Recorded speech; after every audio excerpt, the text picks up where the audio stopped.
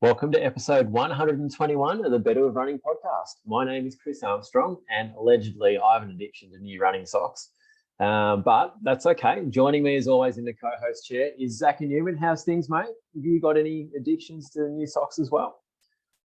Good to be back on, mate. Yes. Welcome to the show. And yes, I do have a bit of an addiction, mate, and you have just fueled it because I got a little I may have got a bit of a notification to go down to the post office this afternoon and went down there to pick up a parcel, and some legend from Shepparton has actually sent me a little Christmas gift, and I found a nice Christmas card and opened a pack of new socks from the great man Chriso. So thank you for that Christmas gift, mate, and that is fueling my addiction towards new socks. No, that's all right. That's all right, mate. It's basically a gateway. I thought, what better way than a free pair of socks to just start handing over bundles and bundles of cash for a new pair every month. But mate, it was a lovely surprise, and they were in the blue and white as well, the Melbourne uni colours. So yeah, uni colours. There's if you look around, you can almost find a pair of pretty cool socks for almost every club out there. So hopefully you'll get a chance to put them on and rep them, and they're as good as they look. Yes, mate. And I know I had a go at Mattress last week about his kit and how much effort and time he puts into getting ready. So I think now I've got no excuse to level up. Mate, level up. Uni kit, sort of the blue and white singlet, the sash. Yeah, put those socks on, mate. You're going to be turning some heads on the track this summer, that's for sure. Next year, mate. What do they say? New year, new year or something. Yeah, I'll obviously stuff that one up. But yeah, mate, new socks. Who dis? Yeah, that's it. Fashion. They spell fashion with a UN or something. Yeah, mate. Well, you've taken the world by storm with some of the modelling shoots you've done this year. So, mate, I've not see next level.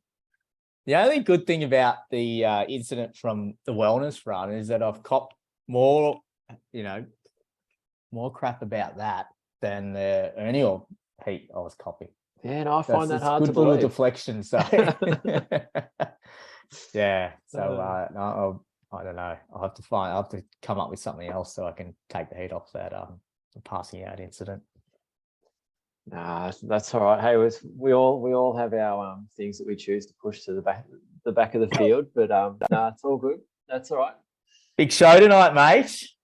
Yes. Got some training updates from both of us as we sort of get towards the end of the year. It's still plugging away a few sessions there, mate. And also, we've got the man. We've been promising it for a while.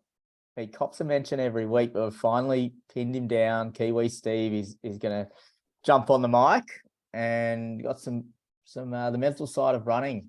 And Steve's obviously got the doctor in psychology, so he's going to have a chat about a pretty interesting topic and an article that came across their desk, and he's going to unpack it a bit. Yeah, no, he's keen to rip in, isn't he? Yeah. I actually ran with him earlier, so we didn't talk about this subject, but usually there's something gets him going and he's away, so we'll try and get him flying tonight. No, that sounds good. And we've got a bit of world record chat as well. Yeah, got some interesting world. I don't think it's actually a world record. Well, we've got an update on a world record. We do. We also have something that's absolutely, I think, bizarre is probably the nicest way I can put it. This is weird. Very much looking forward to unpacking that later on in the show, and we've got a little bit of around the grounds as well, mate. Yeah, a couple of cool results coming through, mate. Do you want to kick us off though with a bit of a training update, Chriso? Yeah. So, I think going back this week just gone, I've run 75K, which I think,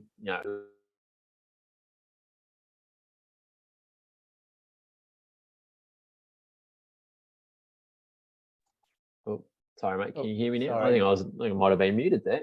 I think I muted you somehow. Yeah, Sorry, no, mate. that's all right. Didn't want to hear your training week. Yeah, no, fair enough too. I can understand that. No, I was just saying, I ran 75K last week, which it's only about 10K more than I've probably really been running, but that's the biggest week I've had since the marathon. So, it was good to get that under the belt. Session-wise, I mean, a lot of the other runs were exactly the same. So it's 11K on the Monday, 13 on the Tuesday.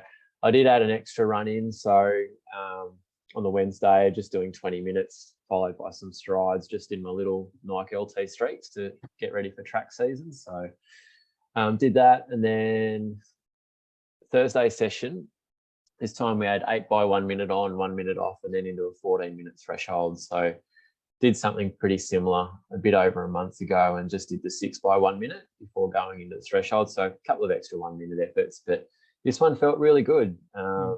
Probably had something to do with the fact that it was quite cold. I think it was only 7 degrees, like 8th of December. It's summer, and 7 degrees. So just perfect weather and a bit of a tailwind whilst I did the threshold. So that probably made the numbers look a bit better than they were. But I feel like I'm starting to make a bit of progress, which is good. I think for the whole session, I went for a bit over 30 minutes and ran a bit over 8K. So averaged around 350 for the whole thing. But like the minute ons were around sort of 325 and the threshold ended up being sort of 342, 343.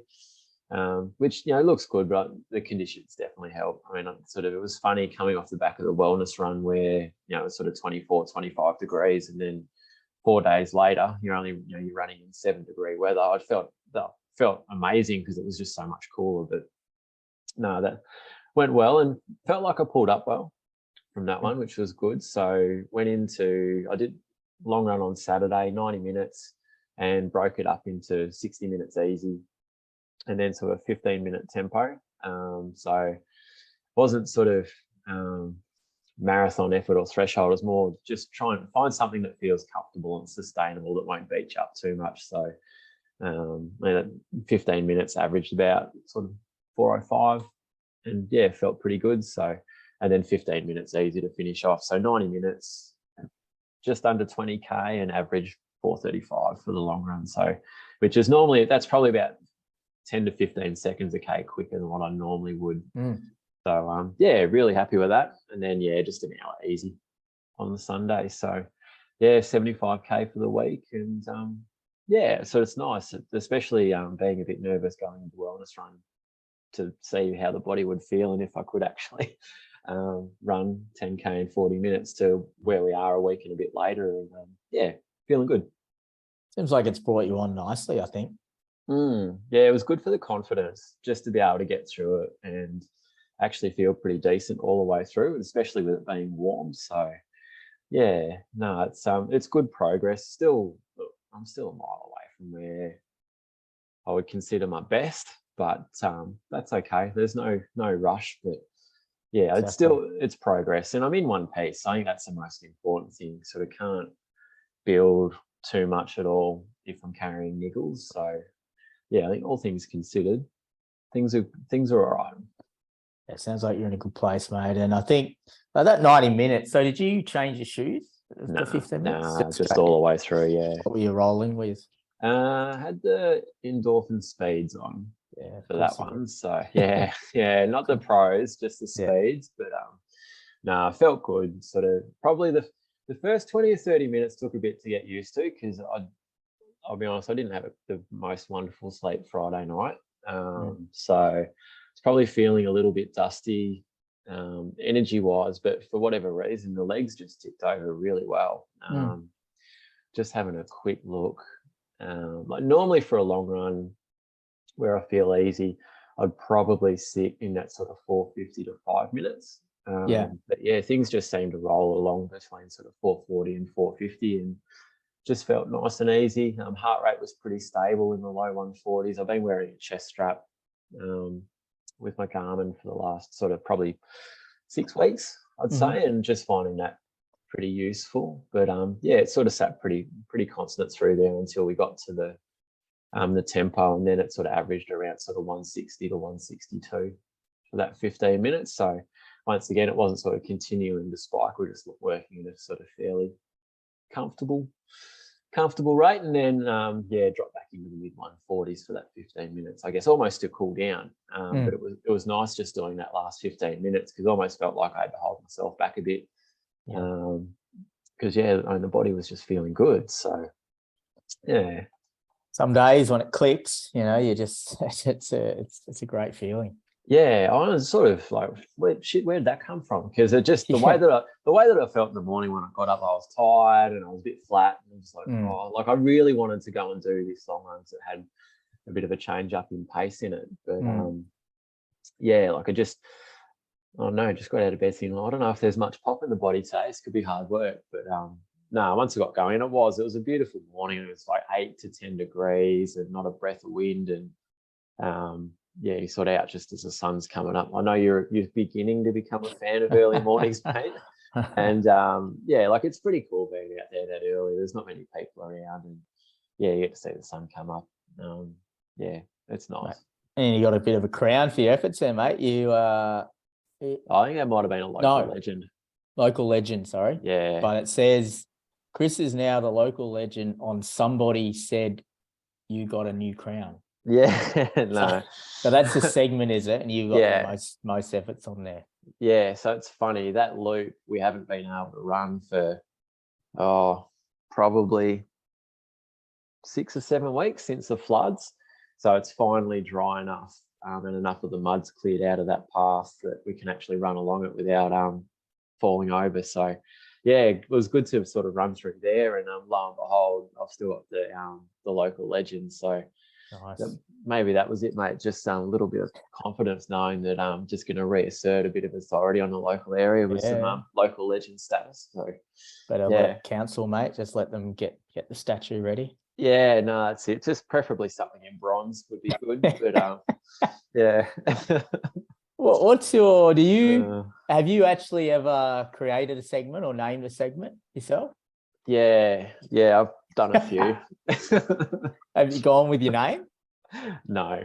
Most of the segments that I would have done will absolutely be taking the piss, one way, shape, or form. So it's usually good for a laugh. But it's funny. One of my athletes, Chris Nicholson in Tatura, I'm pretty sure he is responsible, or largely responsible, for making a segment in almost every street, court and crescent in the whole frigging town of Tatura. It's amazing. You can't run down a street in that place without tripping a segment. So I think there's a couple of other people that make him as well, but he's largely responsible, and I absolutely love it. I think it's amazing. Because I was running down, and we'll get to my week shortly, which involved a bit of a change of scenery down in God's country, as Mattress and Gemma call it, down in Peninsula. And we got back from the long run, and Gemma mentioned how she was pretty stoked that she managed to nab a segment, and the segment was named after a person. So the person had created the segment had called it themselves. Named the segment after themselves. Quite a decent. That's a bold strategy. Runner in Victoria, quite a prominent name. And Gemma had seen the name. It's like, I've seen that name holding the record, and it's actually also named the segment after herself. So went and took it down. So pretty happy with that. But then we were just sort of debating, does Gemma then have to go and sort of look at the map and then maybe change it to like further or below, and then rename it? Because you get it. Obviously, if you hold the record, you should change the name. Should be able to name something. Maybe Gemma could go with a rap name or something. So a bit of wars down there over some segments. No turf war down in God's country. Look out, mate! Shots fired. Shots are firing. So I was just curious if you've ever named the. We've got a Chris Armstrong segment down in. No, I couldn't safely say that does not exist, and never will. Certainly won't be any of my doing anyway. So I know quite a few members of the Runners Club do listen to this, and hopefully they don't know how to create segments. Yeah. I absolutely do not want to see anything with my name on it, please. Oh, God. A good week, mate. So, yeah, you're heading in the right direction. Are you thinking of, are you starting to think towards races to get to the end of the year and then, you know, pencil a few things in? Yeah, Andy's keen for me to have a hit out at Park Run. Yeah, cool. So, yeah, and look, there's probably fortunate in a sense Before this the year. end of the year. Yeah. So, and look, it's not going to be anything impressive, but just a chance to go and have a hit out and almost find a bit of fitness by doing a race. So, also a race type hit out. Yeah. But yeah, with Park Run here, we've actually got it Christmas Eve and Christmas Day. I was going to say, because do they usually do a park run on Christmas Day? Yeah, Or sometimes, often just depending some on do. location, depending on volunteers and that sort of thing. Yeah. So I can't imagine putting the hard call out for volleys on Christmas Day and New Year's Day is probably, might be frowned upon. But no, we do have Park Run on in Shepparton on Christmas Eve and Christmas Day, and then again on New Year's Eve and New Year's Day. So what, a weekend of park runs? Because it's Christmas Day's on 25th, on the Sunday, yeah? Yeah, yep, right on both counts there. But so on the Sunday, but yeah, we'll sort of see how things go. I might just have it, like, it'll be a very low key hit out, and look, Christmas Day there might be 30 people there, and that'd suit me just fine. I'll be probably going and hopefully making a bit of deficit in the old tummy before I go and eat a large amount of roast meats and vegetables. So yeah, get the Santa suit out for the park run. You'd be that has been not done by me. I've run in the Santa hat and I nearly passed out from heat stroke, but there is the occasional Santa outfit that gets around at park run, including a couple of felt ones. So I can't imagine what that'd be like to run in, but yeah. Ooh, surely you got some Steigen Christmas socks. I know they float them around, I think. As a matter of fact, I do. They're from a couple of years ago. I think it's like a Norway model. So it's got the red and blue stripes with a little snowflakes on them. So yeah, a bit of a fan. I like them. Good stuff, mate. Well, you're waiting for the Instagram post on that one come Christmas Day. That won't be happening, but you may see a Strava upload. That's probably, I don't think anyone's going to be racing it to high five me because I've just broken 18 minutes for 5K. So we'll see how we go. Get the Gooder sunglasses on, mate. Get some festive Gooder sunglasses, I reckon. Well, there is a chance that the Gooder sunglasses will get a run at Park Run, but that's probably as cool as it gets. I don't know if I'm even like, Park Run's pretty low key. I don't even reckon I can get away with it, like a mint pair of race socks at Park Run. It'd be sort of like t-shirt and sort of shorts. I probably can't even get away with the half tights at Park Run, I don't reckon. And I'll just be a bit too much judgment going on. Yeah. I can't deal. Nice. What about you, mate? What about you? Tell us about your week. Sort of back into things a bit more regularly now. Now you're feeling a bit better? Yeah.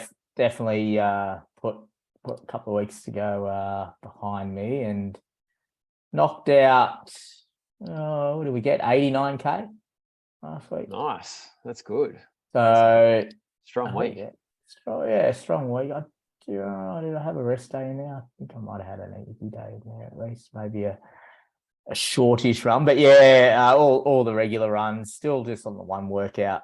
But I was just looking at the elevation. I know my mattress laughs at me because heading down to his, so it was only 474 meters in elevation. I think when I went out to Listy, I hit 900 or something for the week, or 800. So, mate, almost a vertical K. Yeah, definitely a flatter week, but managed to, and the body was feeling pretty good. Like, I'd seen James on the Friday. He'd given me the all clear to say, look, things are, physically have pulled up pretty well from the race. I was a bit banged up in the quads, it took a couple of days of just easy running to flush that out. He did a bit of work through through the legs, load like exercises wise, to just sort of checked on them. They're all going well, and we're not actually adding anything more to it. It's more a case of now that there's probably a fair bit of running load going in now, and with more sessions in the pipe work in the pipeline, and I guess it's just gauging, making sure I don't lax on it as well, like keeping on top of things, because it's very easy, as we know, when you get going. And like I'm actually a lot more pain free. Like within 500 meters, okay, I don't feel it. And there's some runs where I don't feel it throughout the whole run, where sometimes, if I've been sitting down too much through the week, through the day, it might come back and linger a little bit later on. But legs and knees wise, it's really going well. And so that bodes well for the more volume coming up and more sessions. But Al actually, Coach Al wanted to bit of change it up on the Friday. He did float. He said, "Hey, we need to. I've got an idea. We're going to get on and get on the track, and we're going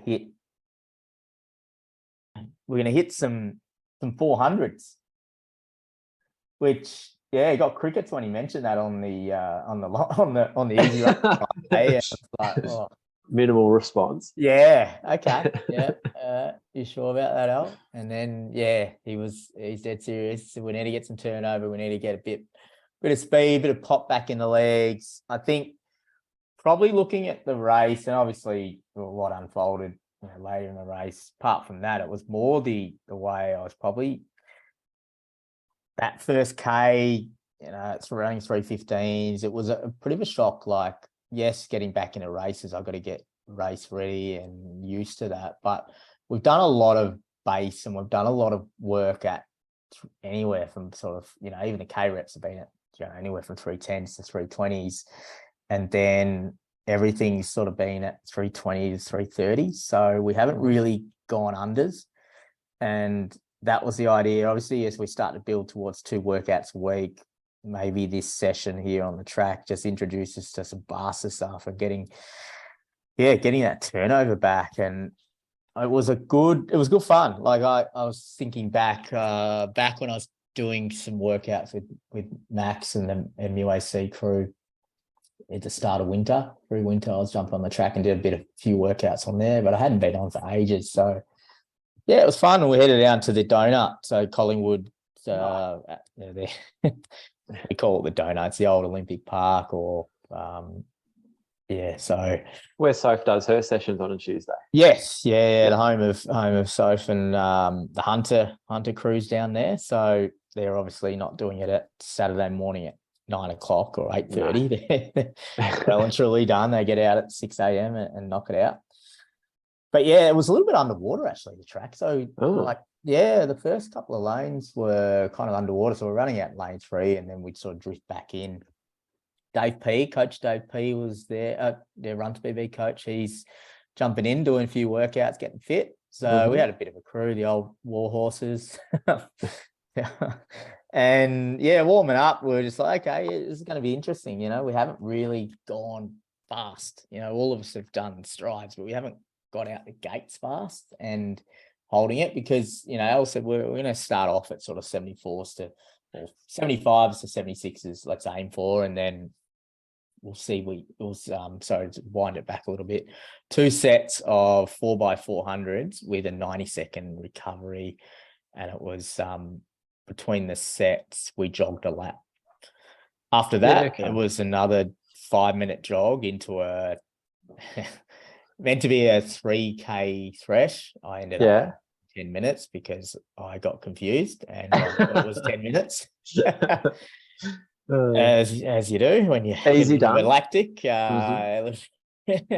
But so the first set, we did sit in that 74s to 76, and Dave P, who initially said, no, I don't want to I don't want to tow it. We said, we'll tow a lap, but Dave was like, no, I'm not that fit. I'm just going to sort of hang on. And then by rep 3, he said, I'll jump in and do rep 3, and pulled out a 72 or something and got everyone going. So it was one of those things like, sort of push it along a little bit, and it sort of jump started all of us. I think Dave probably felt the brunt of that in the next set, but Yeah, good fun. I mean, the donut's a weird place, I guess, for workouts. Like we do the 400. There is markings there, and we knew what the 400 was, but you are running. There's no straight, so you're keeping you running around, and I'm in the super shoe. I'm in the alphas. Al was in alphas. I think Dave had next percent on, so not that smooth, but obviously, you're getting a lot of sponge under you, and you feel pretty good. Recover really well off it. Mm-hmm. Yeah, but after the first set, like I felt like pushing out of the first 100. I had to sort of get up on the pace, and then I'd feel good, relaxing, get to 300. I was like, okay, I feel pretty good. And then sort of start to waver a little bit with form, but get through it, knowing that I was going to get there. And then,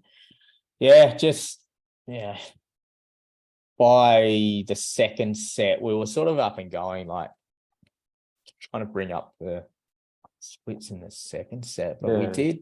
I sort of, what do I have here? I don't know if it's got the. Oh yeah, it's got a lap. So yeah, it was like 72, 73, 74 for the last couple. So it's under 3 minute K pace, and it's more around, this is under 5K effort. This is probably 3K really effort for me. Yeah. So good to just push myself and feel that different pace and have that real recovery. Like, we're shuffling around, like we're really using that 90 seconds as opposed to floats or longer. It's a different workout, isn't it? Like, it's good for you, and I think it's good for my form. I felt that, and then we jogged over and we finished off over at the two bridges there. So between Swan Street and the bottom of Anderson Street, there's basically, if you do those bridges, you get it's about a 1.9K circuit, and then you try another K, and obviously meant to do 3K. I did 10 minutes, but and that first 10 minutes, like that first K, you still 5 minutes, you still got a little bit in the legs, and then you're going at. So I was like, look, set out at 330s, and then try and lock in the 325s, and first K comes out pretty almost for free, because you're like, oh, this 330 feels pretty easy after that pace. And then by the back end of the second K, you start to feel a little bit of fatigue, and then the last K just feels tough but manageable, and it was all pretty consistent, I think. Just looking at what it was for the thresh, but so 10 minutes at what did it come out at? It's frozen up here. I think it's 327s from memory. Yeah, okay. So before you started that, like I suppose at the end of the second set of 400s, did you have much lactic in the legs after that? No, I don't think I did for the first one. It was probably rep 2 and 3 started to feel a little bit of the last set. But it was. I also was thinking, when you break it down, it's like when you've been doing 4 by 5 minutes, or you've been doing K, it's like it's not a lot of like the length of time you're doing isn't a lot longer. No, it's not. So you can. It's a different mindset though, but you're up at it straight away. You don't get to work into it. When you're doing them at mile reps, it's like, well, it might take you a couple 400 meters to get up the pace. And then you're on it, and whereas here you're like, okay, put pressure on pretty much early out the gate. So different session. And I think this will be a good intro into some quarters workouts, some more speedier things, and even doing like 200s at the end of a set. That'll be good for me as well. I think you can't underplay what these kind of workouts can do for you. Yeah, exactly. Couple of Collingwood VFL players, so we were pretty lucky because they had the VFL team had a session. They were in full kit. I don't understand why they were in full kit. Like they were like footy shorts, and like they weren't like having a match day or anything. So it was a bit weird. And then they, and to their credit, they were a lot more supportive than our cyclist friends over at Albert Park. Like, very good. I think they must have learnt the track. When you say track. Because as we were coming around, there was like 20 guys just shouting out track. Oh, wow. Down the straight, and like they were off the track, but I think they just enjoyed yelling out track. Yeah, okay. And then as we were sort of cooling down or grabbing our shoes, there was a couple of the whole team had to do some laps, and it looked like it was sort of an end of session group. I guess it was a steady run, and geez, there was a few that had just fallen off the back hard. And Al's a Collingwood member, and he was fuming because there's a couple of imports that he's like, oh, gee, a couple of guys that have signed, and there's like, how are they so far off the back? Like, they were like really battling away. So there's a bit of an exclusive there. Yeah, they are the second. I don't understand. I'm not going to name any players, but I don't understand how. Tell you what, if Brady's listening this week, he's not going to be happy hearing about that. He's a big Collingwood fan, so yeah, should have got some vision for him. Yeah, yeah. So pulled up pretty good though. Like it was going to be always going to be an interesting one. Hitting the track. Yes, it's only. What is it over? It's only over 6K of work, so it's not a lot of training, a lot of volume at pace. But yeah, pulled up good, and we actually planned to head down down to God's Country, like I mentioned, with Matt, and do a Sunday run. Josh Papa, who I've mentioned on the podcast, who did that amazing 43K run the other week.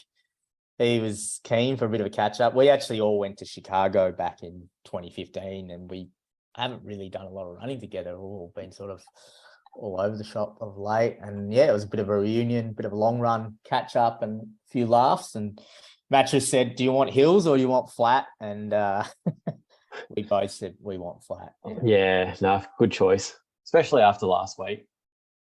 Mate, Mattress's house, to get up the driveway, it's like a 15% grade. Like, okay. I don't know how he finishes. I know how he's so strong, because even finishing a run and having to go up his driveway would be bloody hard. So he does love his hill strides, that's for sure. Absolutely loves it. And so he took us down to Rosebud, down to Ryan. We ran to Rosebud and back.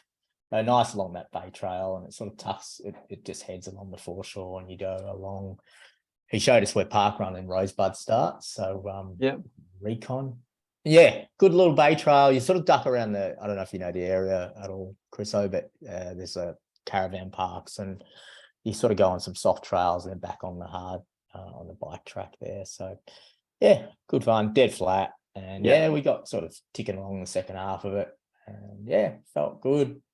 And then, retired to catch up with Ollie and Gemma. Ollie was, he's up and about. So Ollie is up and about. He was, and he basically said we're all got to go to the pub, so we followed his orders. And look, what Ollie says goes, really. You cannot argue with that. Yeah, so he demanded we head down to Portsea pub and refuel and rehydrate. So nice afternoon actually, just to finish the week off, and just a couple of rehydrating ales to finish off the afternoon. Yeah, it's a beautiful spot down there. I know Mattress will it's sort of, he said we're gonna next time we're gonna go on the back beach side or head out towards Point Nepean and get some of the hills in and some sights. So we're looking forward to that one. Yeah, actually, pub food of choice, mate. What did you go with? I had the fish and chips in the end.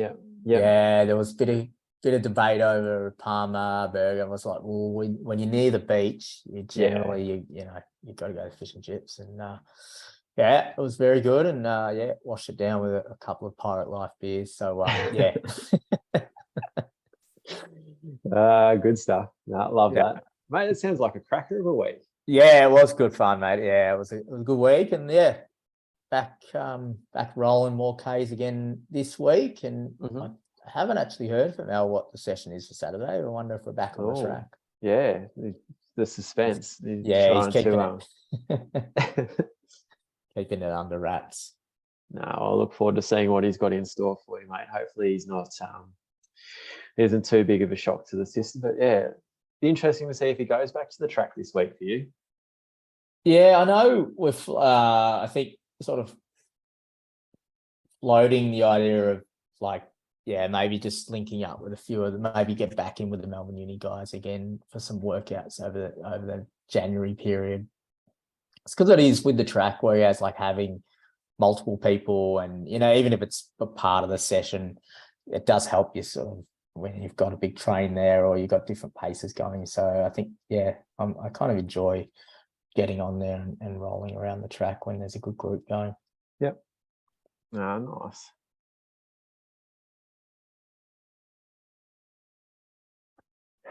So around the grounds, we have just a couple of results we're going to touch on today. Mm-hmm. One based in Melbourne. It was at the Zacca. So the Zacca Challenge was held over Essendon. Yes, on the track there. Did you see, just a side note to that, so the Zacca Track Challenge, Essendon Athletics Club, stalwart Olympian legend Liam Adams was out there. Just doing Liam thing. Yeah. Liam thing. So in the morning, he punched out a park run, ran 13:58, I believe. Oh, okay. So he's having a dig at that record. Oh, look out, Jimmy. Our boy Jimmy. So he did that Saturday morning. Then he went back out to his home track at Aberfeldy Park, Aberfeldy Athletics Track, where he jumped in the A race of the Zacca Challenge, paced the crew through on 30-minute pace. So I don't know how far he went. I think he went about 8K, I believe.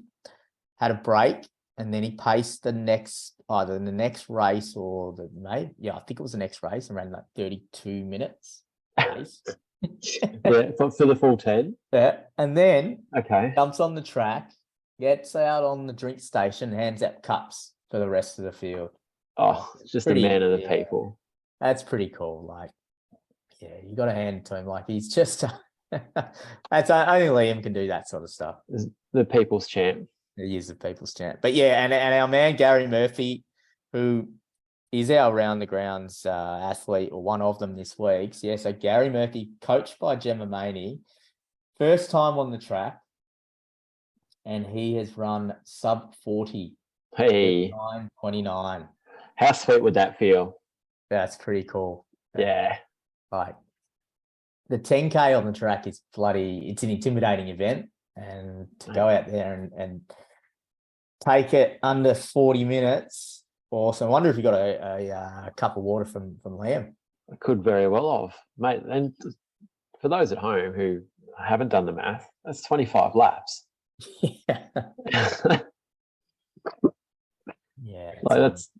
Get dizzy.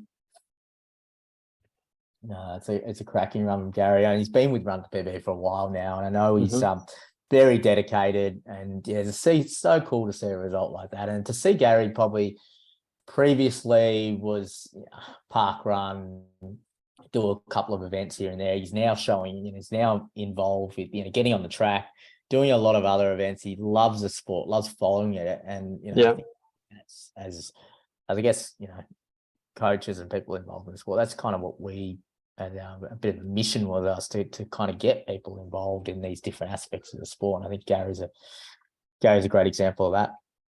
Yeah, no, it's pretty cool. Especially he's been chipping away for a while, and just to run that sub 40. What a fantastic early Christmas present.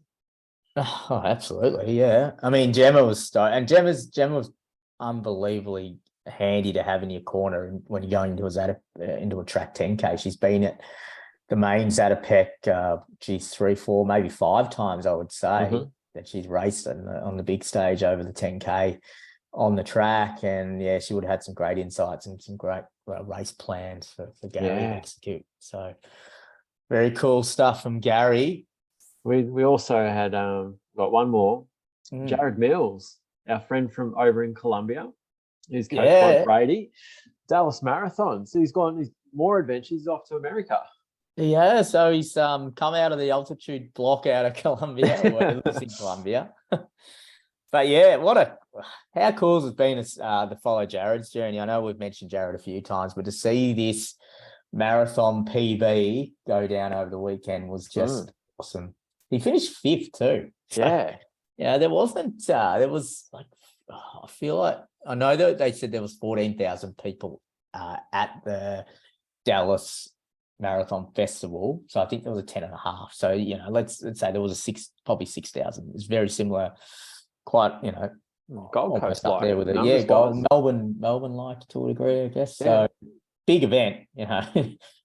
in the Dallas Marathon in Texas. So yeah, awesome stuff from Jared. He ran 2:37.56. So his previous PB was 2:45.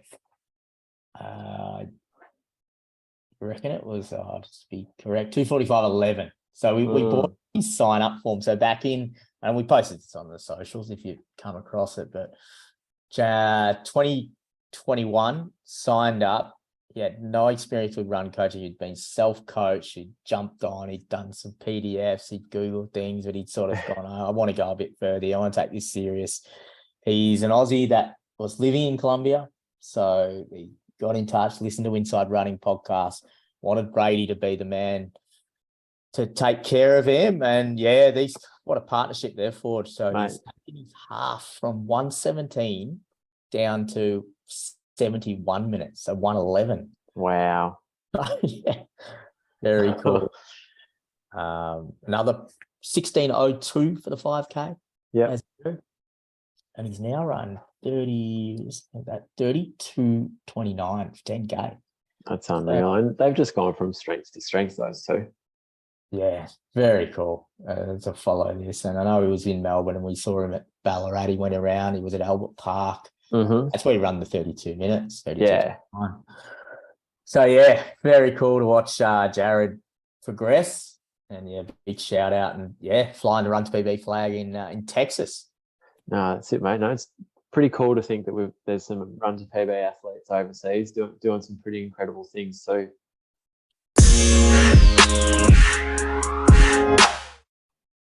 joining us back on the Better With Running podcast is MUAC member, affectionately known on this podcast as Kiwi Steve, which is Steve Langdon, who has a background in sports psychology. And yeah, welcome to the show, Steve. We're going to chat a little bit about the mental side of running again. Thanks, Zacca. Thanks, Chris. Yeah. Hey, welcome, mate. Good to have you back on, mate. And I understand you've become a bit of a fanboy of the podcast. Oh, I've got to keep a track of it now. I've been sort of made fun of a few times. There's a discussion around my ice cream habits. So. Yes, and I want to have a deep dive on that too. Zach is here for the psychology talk. I'm here purely for the ice cream.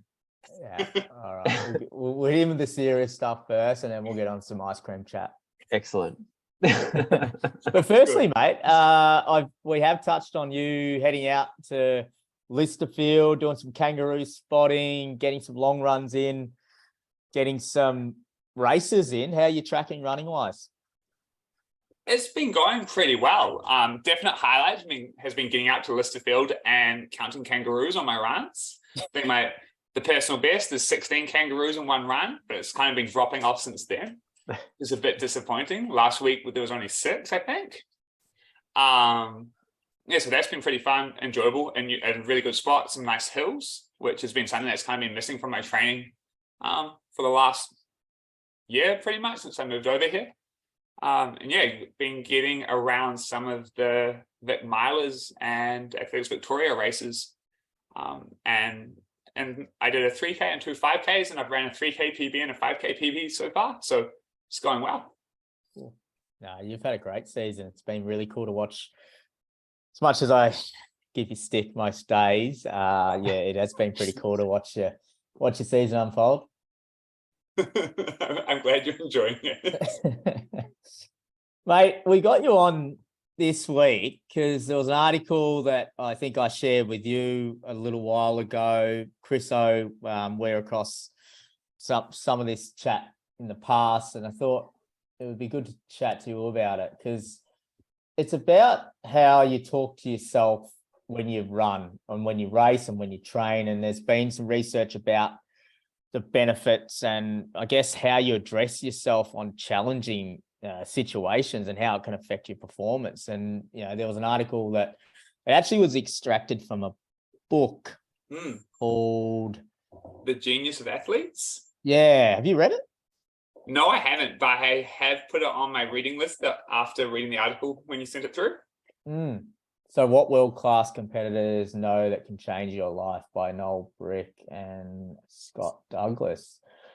So yeah, pretty interesting topic in that it essentially talks about, that conversation that you have internally and how you have it in terms of being first person or second person and what that can do to the outcome. And you had a bit of a read of the article, Steve.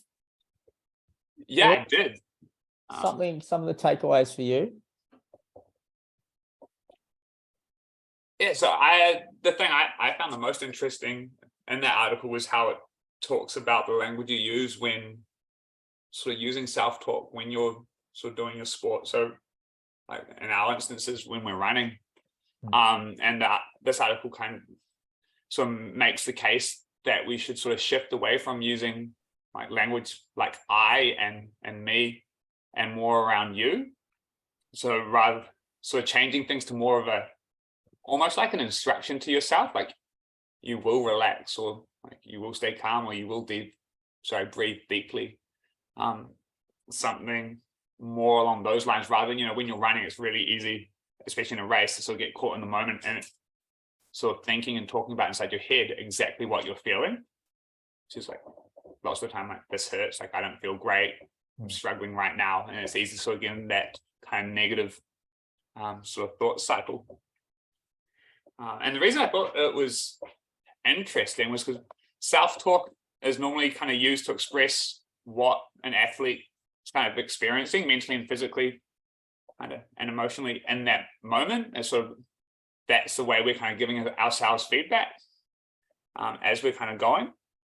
And it's research into self-talk is pretty new. Like in the article, they kind of acknowledge that there's not been a lot of definitive kind of research. So you have to draw on a variety of sources. So the example the article uses is some research done in socially stressful situations around the self-talk used, whether it's the I or the my versus second person language like you. And they were looking at that around making positive first impressions on a date, which I thought was like an interesting kind of setting to draw on for sports psych research. But so the logic kind of stands, right? You're placing yourself out there, getting a bit stressed. You most likely be doing something to kind of psych yourself up. And there's been like a whole bunch of research into sort of the effects of self-talk on performance. And it's been found to be super important for self-control.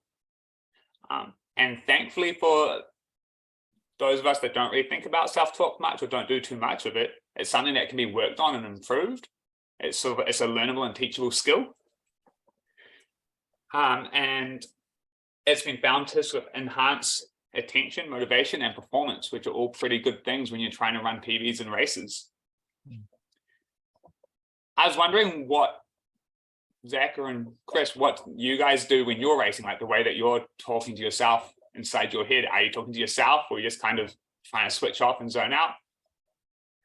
I think for me, I just try and stay calm and relaxed. So I think like in terms of self-talk, I'm probably more of a you, or I'll even say like we, which doesn't really make much sense, does it? Because I'm literally talking to myself.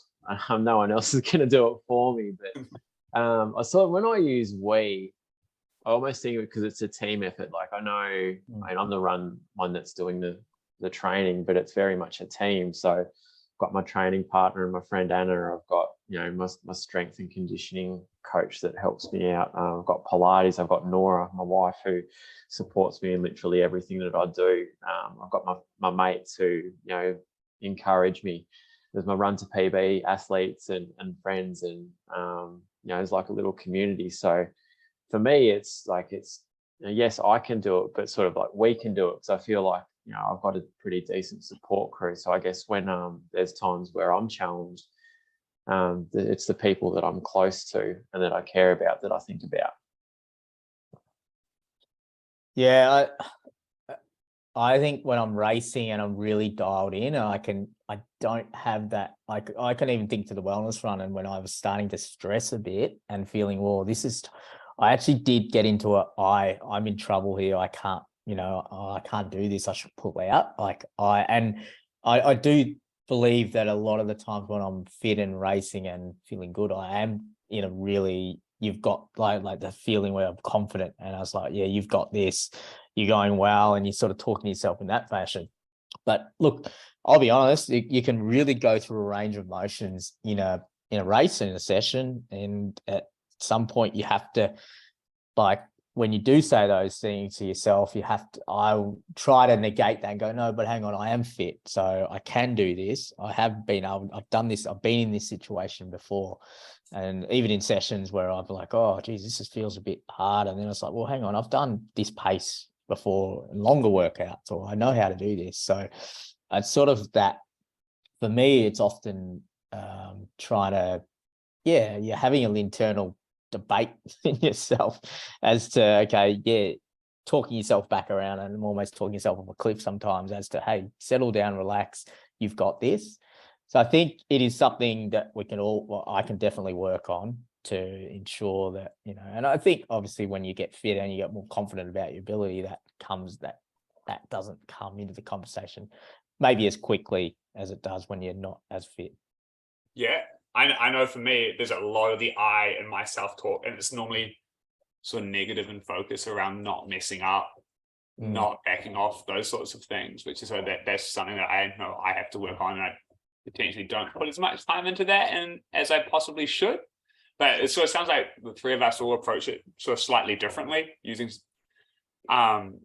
which kind of reflects, it's sort of recognized as there's three kind of main sort of styles of self-talk that people kind of work through. And the first is sort of like your spontaneous self-talk, which is almost like an immediate measure of what you're feeling and experiencing. That's when it's easy for like the negative things to creep in, because maybe potentially you are starting to hurt. Racing can get a bit uncomfortable at times.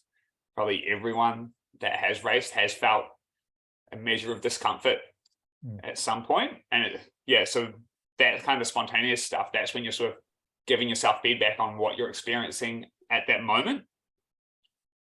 But so as you touched on, Zacca, it's important to be able to recognize that, sort of take that information on board and use it as a sort of source of feedback. And then ideally you would have done some work on your self-talk, and you can sort of shift your language and move to kind of goal-directed self-talk, which is the sort of second kind of main type of self-talk. And that's kind of the tool that you sort of start to give yourself instructions.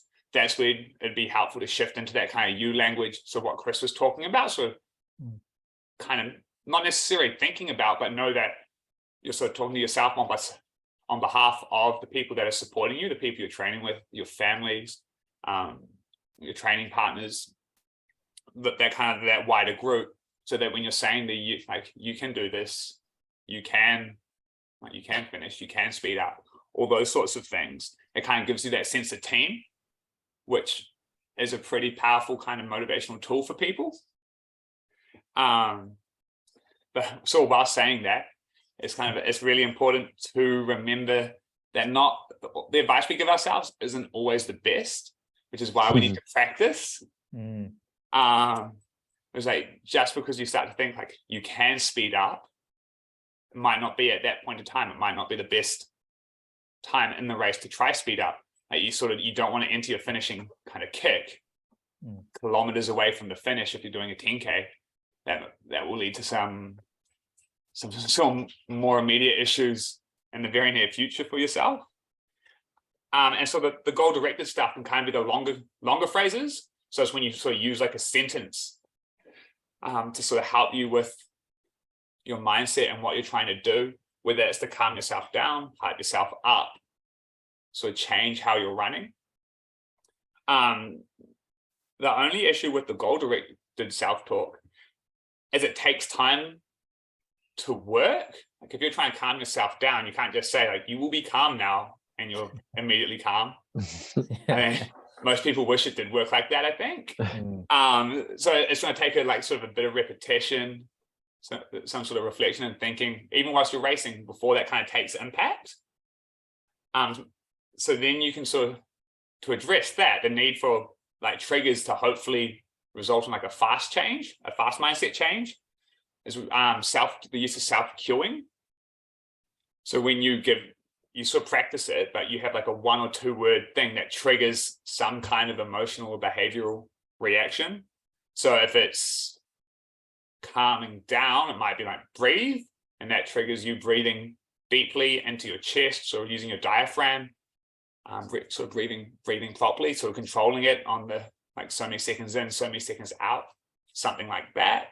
So that's kind of self-cueing is like a support strategy for your goal-directed self-talk. So you're giving yourself those like you statements, so what you're trying to achieve, and then the self-cueing is the thing that triggers, or hopefully triggers, the sort of positive shift that the goal direction is kind of, or the goal-directed self-talk is kind of trying to get you to. And like anything to do with running or any sport, these are things that you need to practice and train. It's no different when you start looking outside of running to improve your performance, like going to the gym, getting those weekly or fortnightly massages and physio appointments. So it's like another string to the bow to help with your running performances. So it's important to kind of reflect on how you approach things. If you do talk to yourself when you're running, whether it's in a race, whether it's in training, so thinking about, before you even try to change anything, thinking about how you talk to yourself. Think about times that you sort of think your self-talk has been effective. What kind of language did you use? What did you say? What kind of cues? What were you thinking of? And then start to build that into your training.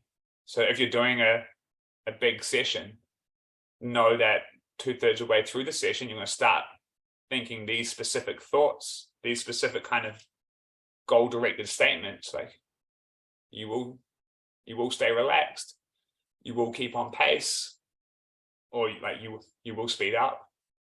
Those sorts of thoughts, use them at that set point in your training session, and then afterwards think about whether they helped you. Did you see like a positive change based off that self-talk? And if you did, that's good, and so keep building on that. And if you didn't, so change the wording, change the statements, change the way that you're thinking, and try again, and kind of go through a sort of cyclic process until you work out sort of what works the best for you. And then by practicing it and seeing that positive shift, when it comes time to do that in a race, you'll sort of have a little toolkit of phrases and words that you can use to help you improve your performance, whether that's sort of helping you deal with the feelings of discomfort, or potentially like reducing the anxiety you feel on the start line, waiting for the gun to go. So things like that.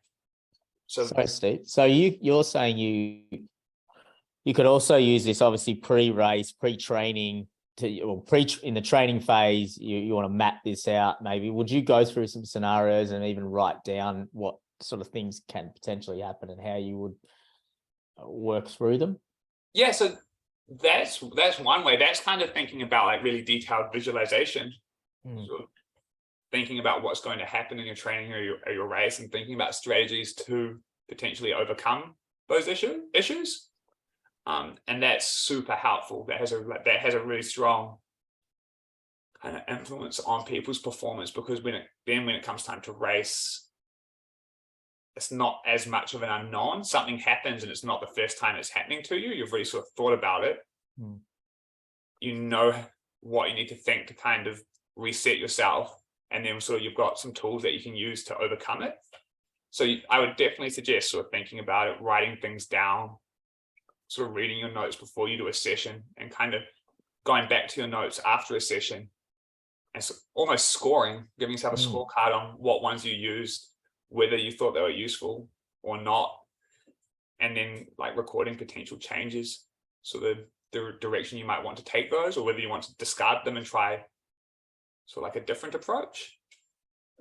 Because I can imagine they're often consistent feelings that you go through when you're in a training session, and you get to a point where, oh, this is getting hard, and this is what comes on, and like maybe you can tinker with some of the ways that you can counteract that and practice them. And in training, you get so many opportunities. And yeah, running's really good like that. You can even do it on your easy runs. There'll be a point on a recovery run where maybe your motivation isn't quite there, or like today it's kind of cold and rainy. So you can sort of work on it at any point when you're running, even when you're not running, just thinking about running. And self-talk is something that can be used outside of sport as well. As we touched on, the article we've been reading suggests you can use it when you're dating. But also public speaking and in the workplace. Yeah, public speaking, at work, all those sorts of things where you need to do some form of performance. You can use these sorts of skills to help you improve that performance. Vacuuming, doing the cleaning. I mean, if you really want to, it's probably like a time versus effort kind of thing at that point. So I had a question, Steve, and forgive me if I don't quite word this eloquently, but sort of talk about in training that with our training in our sessions, we might go to a 7 or an 8 out of 10 effort level in terms of physical exertion. I guess, we sort of save our high efforts for race day. With our mental arousal, I guess, perhaps in a marathon or, I guess any race for that matter, where we do tend to push ourselves physically a bit harder, we might also go a bit deeper into our own mental psyche a bit more, like just delve in a bit more to those, quite deep emotional drivers in a race. Is that something that, just given the nature of racing and how physically intense it can be, is that something that we would like those deep, I guess, emotional drivers? Is that something we would try and stay away from in training so that they can have a bigger impact in racing? Or is it okay for us to become a bit more comfortable with that? So it's something we find comfort in, but potentially don't get maybe as much as an emotional advantage perhaps in the later stages of a race. What are your thoughts on that, if that actually makes sense? Sorry.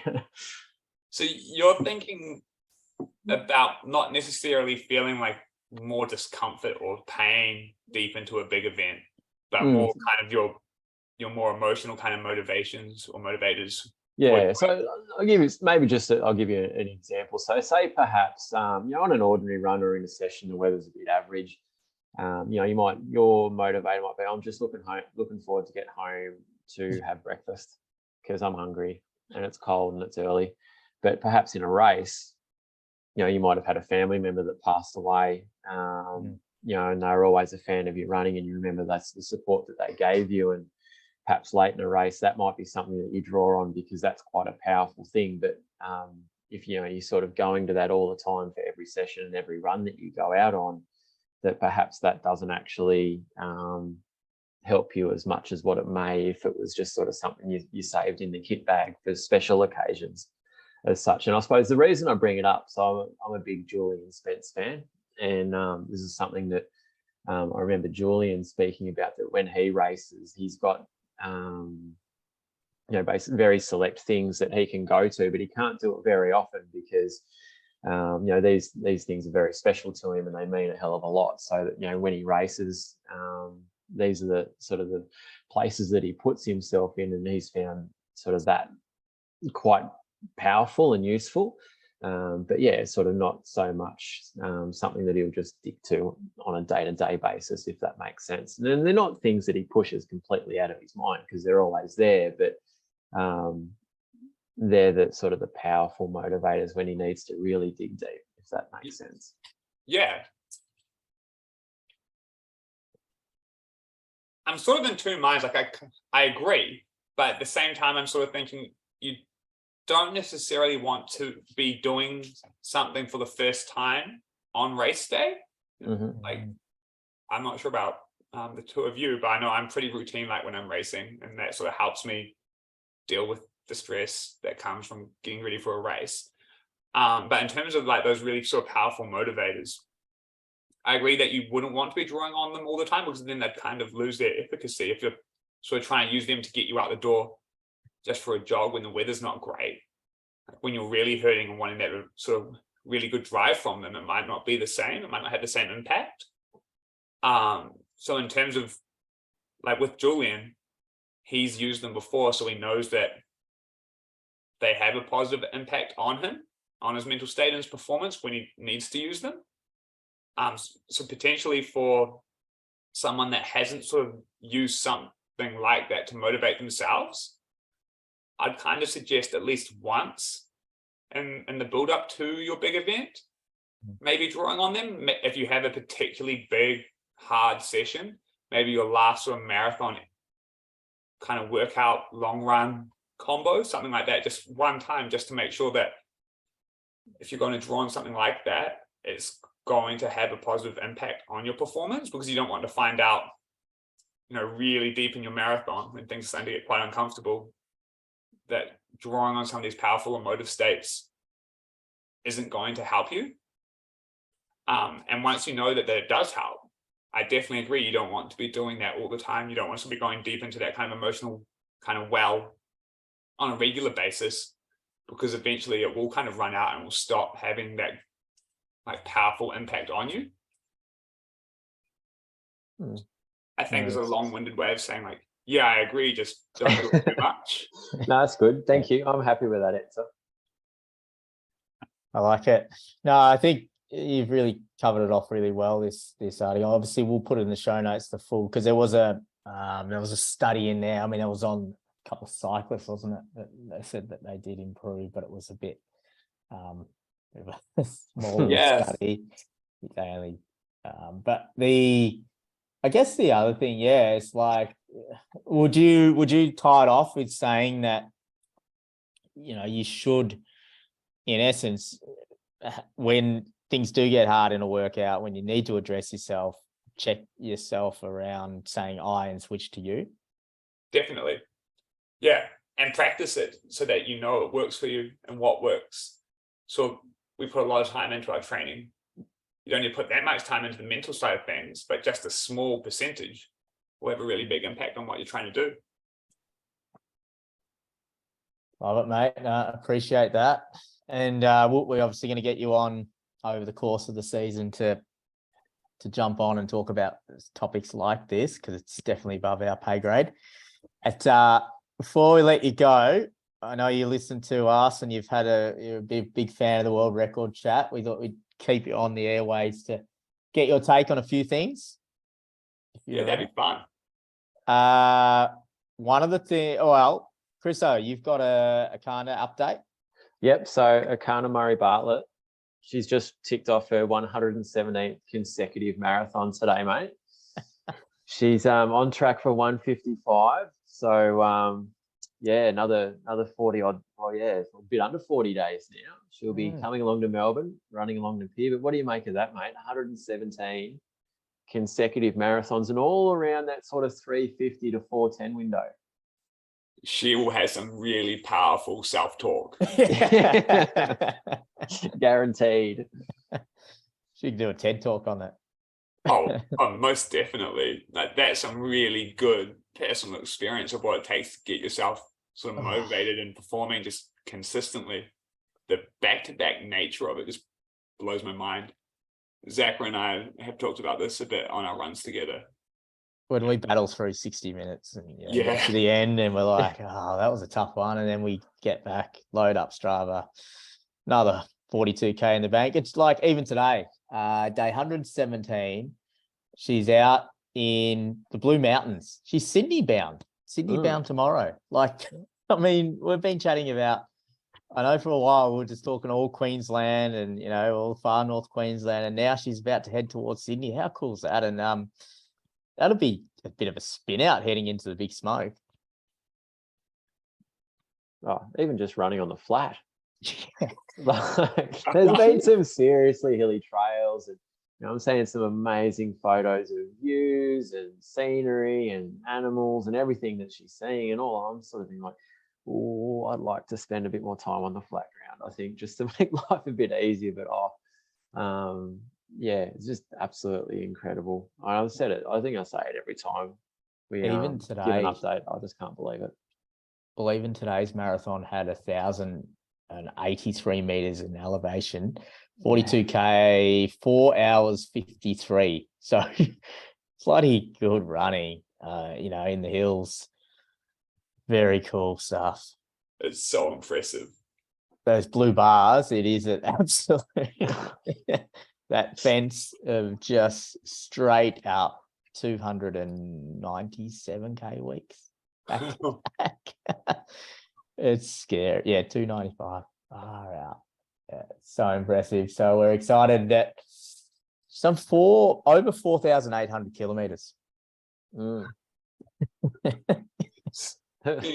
Dangerously close to my yearly mileage. Yeah. Oh, yeah. She's going to take everyone's down. So cool. Chriso, a couple of updates in the world record front. Well, firstly, our man Uncle Chen over in China. You know about Uncle Chen, Steve? He's the guy who smoked his way through a marathon. Yes, I do. Well, the Chinese Athletics Association, they've had a bit of a meeting, and they are looking at changing some rules, proposing that marathons should be run in a civilized and healthy participation. They're setting a rule that smoking is banned in marathons. So yeah, there's still a few people that are going to have to go through the board and have a few discussions about this hot topic. I know it'll be debated fiercely. But yeah, what's your view on it, Steve? Should they ban smoking from marathons? It makes sense. I can understand the logic behind it. I'm like them. I'm surprised that it's a rule that has been needed to be made. I think that smoking and running marathons don't really go hand in hand, at least in my mind. It's been seen as cool by the foreign media, but it's viewed as a bad example in China. I want to know if anyone else has kind of been inspired by this, and we'll be seeing blokes or ladies smoking cigarettes in marathons around the world now. Yeah, I wonder if there's been a global movement towards some. I like the quote in the article that goes, "Smoking is harmful to health, and there should be no smoking brother in the marathon." Oh, yeah. There'll be a lot of people that we're going to sign up for marathons in China, and then they say, "Oh no, you can't smoke in them. I'm not going to enter." No, it's probably cost them bulk participation, particularly from overseas. But no, look, there's trailblazers in sport. When Michael Jordan was so dominant, they altered the rules in basketball. Don Bradman, Bodyline, they just tried to do things to curb his dominance over the sport. And here's Uncle Chen, possibly the greatest smoking marathoner we've ever seen, and now they're outlawing him. The greatest of all time, just cut down in his heyday. Like, he's just turned 50, and the man's coming into his best, and he's just been removed. Like, I'll be amazed if there's not an ESPN 30 for 30 on this at some stage. He can find a new event, running something like that. He can move to 5K. That's not banned yet. Yeah, go to the Ironman. The Ironman will take it. I'll probably give him a medal. I'll probably give him a singlet or you pay enough money, they'll give you a singlet. I don't know. And then probably the good thing for Uncle Chen in an Ironman, he doesn't even have to run a full marathon. Usually about 41 Ks. That might be a barrier to his participation. He's a legitimate competitor. He needs that exact distance. Oh, mate, moving along from old mate Uncle Chen over to Norway. This is something that how far do you... Okay, Steve, do you think how many... Okay, I'm getting a bit... Compose yourself, Zacca. Get yourself together, mate. Could you run for 24 hours, Steve? Non-stop? Heck no. What about indoor? What about under a stadium, the Bislett Stadium in Oslo in Norway? Every year they have a race, or we call it a race, I guess it is. It's an event where there's a 500-meter track underneath the main stadium there in Oslo. It's a 24 hours. There's 2 lanes under there. And yeah, you just go there and you run as many laps as possible. And this event sells out within hours. Once it's put up on the website, it is sold out. So these Norwegians, they are a different breed. The novelty of running on a track inside a stadium would be pretty high. But I'm not sure that would get me through 24 hours of continuous running. I think just having a look there, Zacca, young Bjorn Taranga, who apparently is one of Norway's best ultra runners. He had clocked just over 260 Ks in this event. So like 260. That's probably a decent month for me at the moment. It's Let alone 24 hours on an indoor track. With it, and I imagine that being in what they're calling a basement, tipping, there's probably not a lot of sunlight either that gets in. So there's a Norwegian filmmaker that went down to shoot this. So this is where it came to light. It ended up on Canadian, I think it was on one of the running websites, had the link, and this Canadian filmmaker had heard about, Norwegian filmmaker had heard about this event and was just, he's not a runner. He's just like, what is going on? I've got to check this out. So he actually made a clip on YouTube. It's got over 1 million views. He's actually cut it together really well. You can tell he's obviously in film. It's pretty cool. But he went there and obviously wanted to find out, interviewing all the different participants. So obviously you got the gun ultra runners in there, but you got a guy that was preparing for Everest. So he does it every year or something, and it's the toughest thing he does. And it's, how can you train? He's, one of his quotes is, how can you train for the toughest mountain in the world? You have to do some crazy shit. So he also cites someone that's just obviously just does this event and really it's tough, and her feet were so sore by the end. The guy describes her as running like a penguin at the end. So it's brutal event. The mindset I needed. Apparently, it's something, and just the quote from the lady who was running like a penguin, she thinks that it's something you have to do once in a lifetime. Yeah. I don't know if it is. No, I'm going to go out on a limb and say perhaps not. Not for me.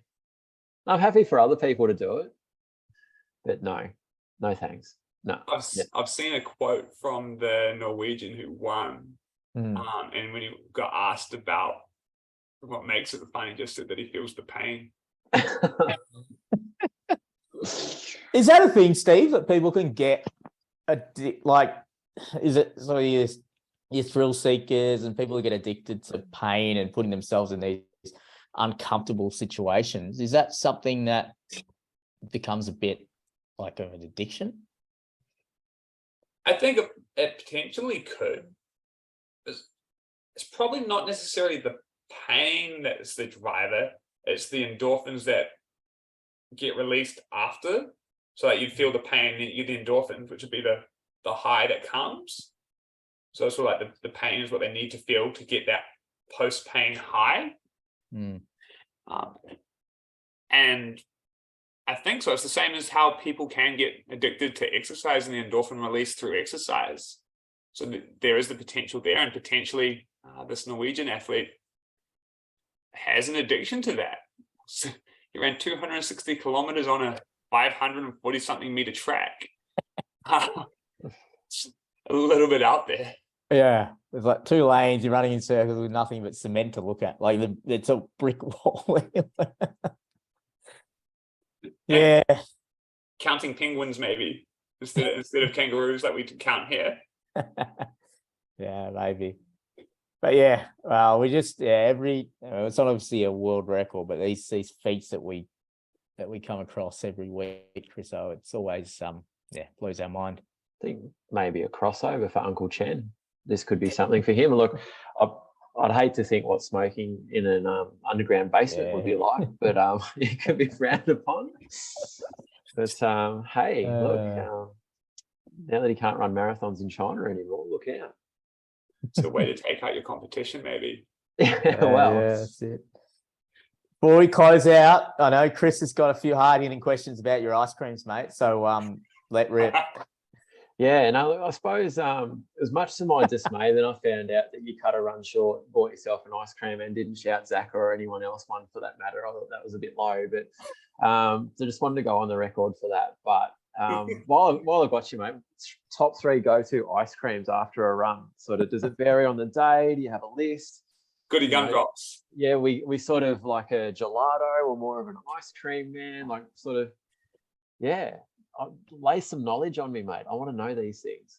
I haven't seen it here yet, but Goody Gumdrops is my absolute most favorite ice cream. Yeah. Tell me, It's a what's Kiwi this thing, involve? Sorry? It's a Is Kiwi this like thing. is this like pineapple lumps? Potentially more contentious, I think, than pineapple lumps. I think they're kind of universally loved in New Zealand. I'm not sure about Goody Gumdrops, but it's sort of a light greeny kind of ice cream with lollies in it, like gummy lollies, and I think it's fantastic. Other people may have told me that it's sort of like a kiddie's ice cream. You need to sort of move past it. Don't listen to the haters. That's just rude. Yeah. So that's always number one, and then after that, chocolate and mint chocolate chip. Those would be my top three.